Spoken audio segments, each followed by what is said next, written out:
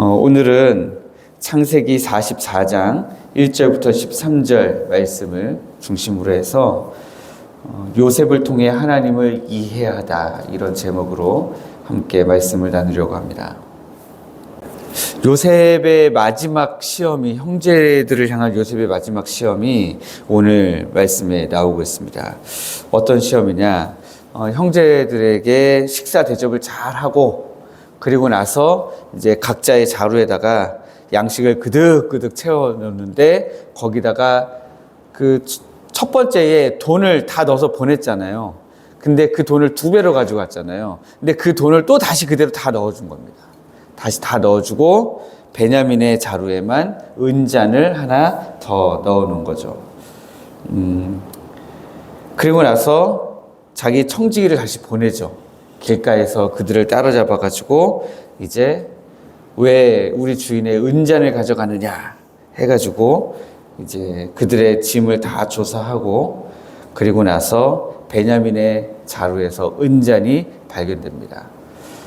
그리고 이제 13절, 그들이 옷을 찢고 각기 짐을 나귀에 싣고 성으로 돌아가니라, 이렇게 기록되어 있습니다. 뭔가 좀 이렇게 요즘 말로 오마주 된다고 하는데요, 뭔가 이렇게 예전 일과 일이 좀 겹치는 것 같아요. 왜냐하면 예전에는 그들이 어떻게 했습니까? 요셉을 팔아버리고 요셉이 홀로 애굽으로 가게 만들고, 그들은 요셉의 옷을 찢어가지고 아버지에게로 돌아갔거든요. 근데 오늘 말씀에는 그들이 베냐민과 함께 애굽으로 가는데 자기들의 옷을 찢고 그러면서 애굽길을 함께 가는 거예요. 뭔가 같은데 다른. 예전에는 이 10형제가 한 형제를 애굽으로 팔아버렸다면, 이제는 그 10형제가 그 한 형제와 함께 울면서 애굽으로 올라가고 있는 거죠. 뭔가 옛날 사건이 떠오르게 하는 그런 장면입니다. 요셉은 왜 이렇게 했을까요? 우리가 요셉이 왜 이렇게 했는지를 알아야 이 사건이 이해가 될 거잖아요. 요셉이 이렇게 했더라 하는 것을 알고 있는 것은 우리에게 아무런 도움이 되지 않습니다. 왜 그렇게 했는가를 알아야, 그걸 알아야 우리가 요셉이 한 이 행동을 통해서 하나님이 어떤 하나님이신지를 이해할 수 있게 되는 거죠. 요셉이 한 것은, 요셉이 형들을 시험한 이유는, 형들이 예전에는 자기를 팔았잖아요. 자기를 미워했잖아요. 자기를 왜 미워했습니까? 자기가 홀로 사랑을 독차지했기 때문에, 아버지의 사랑을 독차지했기 때문에 자기를 미워했고요. 자기가 꾸었던 꿈을 이야기한 것 때문에 자기를 미워했기 때문에 형들이 자기를 구덩이에 던졌다가 팔았다가 이렇게 한 것이죠. 그래서 특별히 은잔을 베냐민의 자루에다 넣어서 베냐민을 곤궁에 빠뜨림으로 인해서, 일부러 그렇게 빠뜨리는 거죠. 빠뜨림으로 인해서 그때 형들이 어떻게 하는가. 앞서서 이제 형들이 이야기하는 것을 다 들었죠. 야, 우리가 예전에 요셉을 팔아먹었던 그 일 때문에 우리가 그러는가 봐 하는 이야기도 들었고요. 그리고 이제 다시 1차 갔다가 2차 와가지고 또 이야기하죠. 그들이 자기들끼리 서가지고, 야, 이제 우리가 진짜 끌려가나 보다. 우리의 나귀도 다 빼앗기려나 보다. 막 이제 하는 이야기도 다 들었죠.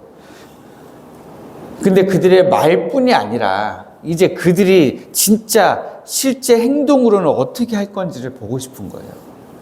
진짜로 베냐민 때문에 그들이 공궁에 빠지게 되었을 때 베냐민을 놔두고 형들이 그냥 도망갈 것이냐. 아니, 은자뿐만 아니라 돈이 들어있는, 자루에 돈이 들어있는 사람들마다 우리가 다 주의 종이 되겠습니다. 그런데 은잔이 나온 사람은 죽이십시오 했는데, 베냐민의 자루에서는 은잔도 나왔고요. 나머지 형제들 전부 다 돈이 나왔는데, 청지기가 이야기하잖아요. 그 전에, 아니, 돈이 나온 자루가 있는 사람은 돌아가라. 대신에 은잔이 나오는 사람은 우리 주의 종이 될 것이다, 이렇게 이야기하는 거잖아요. 그러니까 베냐민의 자루에서만 은잔이 나왔을 때에 이 형제들이 다행이야. 우리라도 살았어. 하고 그냥 돌아갈 건지, 아니면 베냐민을 살리려고 어떻게든 애를 쓸 것인지, 그것을 요셉이 보고 싶었다라고 하는 것입니다. 그래서 그 과정을 통해서 이 17년, 18년의 세월이 지나서 형들은 과연 변했는가? 베냐민이 공궁에 빠지는 모습을 보면서 형제들이 그동안 앞서 말했던, 자기네들끼리 말했던 그것이 진짜 진정한 회개와 변화였는가라는 것을 시험하는 과정이었던 것입니다. 그래서 이것은 뒤집어서 이야기하면 과거 자신을 팔았던 형제들을 이제 요셉이 이 마지막 시험을 통해서 진짜 용서하고 이 형제들과 진짜로 화해를 하려고 하는 그런 과정이었다라고 하는 것입니다. 이런 요셉의 모습을 통해 우리가 하나님의 모습을 이해할 수 있습니다. 우리 하나님, 우리의 삶 가운데에 여러 가지 시험과 환난과 어려움들을 허락하십니다. 그런데 그 시험과 우리가 당할 수 있는 시련, 환난, 이런 것들을 하나님이 왜 주시냐는 겁니다. 도대체 왜? 안 주셔도 되잖아요. 안 주셔도 되는데 우리가 그냥 하나님의 백성들이, 성도들이 잘 되기만 하는 모습을 보여줘도 교회만 다니면 다 잘 되네? 그러면은 그것 자체로 엄청난 전도가 되지 않겠습니까? 다 예수님 믿으려고 하죠. 다 예수님 믿으려고 하죠. 그런데 그게 아니라 하나님의 백성들도 단련과 시련을 통해서 정금같이 정말 하나님을 믿고 하나님만 의지하고 하나님만 사랑하는 사람들이냐, 이것을 계속해서 시험하시고 계속해서 그것을 단련해 가시는 과정이라는 거죠. 그리고 우리의 그런 모습을 통해서 우리가 전도해야 될 사람들에게도 동일한 그런 과정들을 가지려고 하신다라는 거예요.